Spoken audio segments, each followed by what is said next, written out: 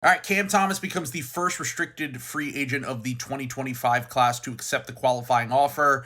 Let's talk about it. We heard for a while now that Cam Thomas and the team were just like very far apart. Cam Thomas thinks he should be paid Tyler Hero money. He thinks he should be paid Jalen Green money. And the Nets were only offering him around the MLE, maybe even less than that. So about like 14 million at the highest point. Shams ultimately ended up reporting that they were only offering him like a $9 million deal by the end, a 1-year deal. They also wanted him to waive his no trade clause on that. So him accepting the qualifying offer makes it so that he has control of his own destiny. So basically, he has a no trade clause for this next year. If the Nets do decide to trade him to another team, that team has to have cap space in order to sign him moving forward, because his bird rights will not go with him. Their bird rights are basically what you can use to go over the salary cap to keep a player. So Cam will hit unrestricted free agency with about 10 teams that have cap space next summer. It seems like the league in general is lower on Cam and his archetype. He is a very talented scorer. He can get buckets with the best of them, but he doesn't really do anything else to affect the game. He doesn't pass, he doesn't rebound, he doesn't defend. And the league has been fading the archetype of the bucket getting two guard this offseason that doesn't really do anything else.